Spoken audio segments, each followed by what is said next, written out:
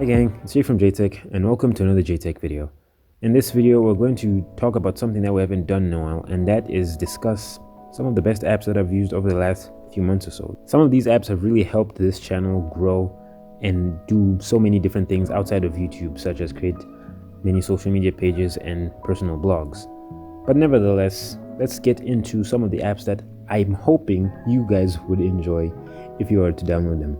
As per the usual, I'll leave links in the description right below the like button if you want to get these apps. Remember, I'm going to be mentioning some of these apps that may be both available for Android and iOS phones. So let's get into it. Number one is Canva. Now, this is possibly the app for many a graphics designer. You could call this a cheat code, especially if you're sort of a graphics designer. But for casual people who do not want to do a lot of graphics design work and put in the time and effort and tutorials, Canva is a really good app. This has to be one of the best apps of 2021 for me. I tended to create most of my old thumbnails from scratch by using apps such as Photoshop and Illustrator, but Canva eased that process. Basically, you can choose a wide variety of use cases. For example, if you want to create invitation cards, Instagram posts, video intros and outros, YouTube video thumbnails, and so much more, including album art, you can literally go to Canva, search any of the templates that suit your need, and you could easily use these tools. If you're familiar with apps such as Photoshop or even any Adobe app out there, trust me, you will feel at home on this app. And even if you're not a graphics design pro, this app really does the job. It has a very wide selection of free templates for you to choose from. So if you'd like to pep up some of your use cases such as invitations, your Instagram stories, especially if you're a big social media personality, Canva is the right app for you. And also for small businesses who might want to advertise their price lists and so many things. And especially if you're a content creator or a YouTuber, trust me, you cannot live without Canva. And if you see many people talk about this app on sites like TikTok or Instagram Reels, there's a reason for that. This is an app I definitely recommend you should get, especially if you're a content creator. The second app in this list is pretty much a common app for many people, and that is Google Keep Notes. I've had this app for almost 5 years now. On any phone that I get, this is one of the first apps that I always install. This app has saved my life on so many occasions. Whenever I switch from different apps, whenever I have different video ideas, video scripts, or writing down some notes, or general business ideas, or poems, or anything that just strikes my mind like a bolt of lightning, this app is always there. And since everything is synced to my Gmail account, I can access any note from any device, anywhere at any time. So if you want a good note-taking app that also has doodling features, especially if you have a device that has a stylus, it may not be as advanced as an Autodesk application, but it's there if you want to use it. If you really just want a quick note-taking app, you can never go wrong with Google Keep. It just does that so well, and it's definitely one of my go-to apps, especially for someone who comes up with ideas for videos and scripts and so much more.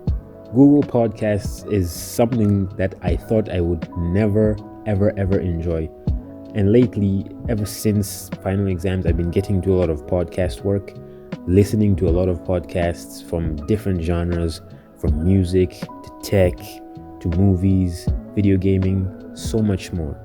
This app is not as advanced as something dedicated such as Apple Music or even Spotify for listening to podcasts, but it's still a very lightweight app that does a very good job at curating all your podcasts, saving all your playlists and all your subscribed podcast channels. It just works very well. And I know I'm adding too many Google apps here, but not many people swear by Google Podcasts. They have different podcast clients, but for me, Google Podcasts just works well because of the Google and the Gmail integration. The TuneIn app is an app that I have had ever since I got my first smartphone, the Galaxy Pocket, way back in 2013. And this app has always been on my phones, especially now since phones are no longer coming with FM radio receivers installed, this app really is just the perfect app. I recommend you get the TuneIn Pro app since you get less ads and less interruptions and you can do much more with it. But if you're stuck if your budget is a bit tight, the free TuneIn app really does well. I listen to most international programs, international music programs, and I know it sounds weird. Why am I listening to music on the radio when you have Spotify and so much more?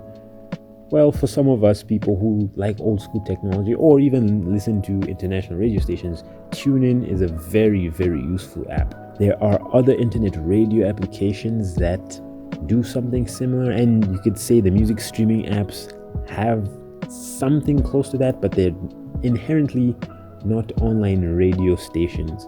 The way TuneIn accesses so many radio stations from any country across the world, you honestly cannot go wrong with this one. Another app that I recommend many content creators, especially vocalists or musicians, should definitely download is BandLab. Now, this app is not going to replace your studio. It's not going to replace a recording deck, a booth, a full-on microphone, high-end studio setup, but it's the closest thing you can come to that. Of course, you're going to need some high-end technology such as monitors, a PC, a proper microphone to do that, but BandLab is a really, really good app, especially if you want to do something like podcasting or even recording some vocals rather than using the inbuilt voice recorder. BandLab has effects such as vocoding and pitch correction, adding recording over beats, sampling. So many near FL Studio or Logic Pro and other big music studio applications out there. Of course, it won't replace the top level applications, but trust me, if you're coming up into music and want to just do a few recordings, maybe even do a few samples, go ahead and download BandLab. I've done a few decoded episodes using the features in the BandLab app. I usually export some of the voice recordings to this app, clean up a few things, and then upload it onto my videos. And honestly, it's never let me down. It's like a mobile version of the app Audacity. It does something similar, except it does that and more. It's like a studio suite, but in your pocket. And of course, it's not going to replace a full-on studio. You cannot record and mix and produce an album using this app alone, using a phone alone, although some people have done it in the past to varying degrees of success. But definitely, if you are a musician, if you're a podcaster, or if you're a voiceover artist or want to record voiceovers and podcasts, trust me, the BandLab app is something you definitely need to install on your phone. So these are the apps that I have enjoyed using over the last 12 months or even so many other years. There's so many other apps that I haven't listed in this video that I might list in a future video. So if you want to recommend an app in any category, on any type, let me know in the comment section down below. I want to do more what's on my phone based videos in the future, so let me know in the comment section down below what apps that I need to check out. I might mention them in a future video or in a future shorts or Instagram Reels video next time. So thank you guys so much for watching this video. If you like this video, hit the like button. If you want to see more videos like this, hit the subscribe button. And if you don't want to miss out on an upload, hit the bell button. It's been Jay from JTech. Talk to you guys next time.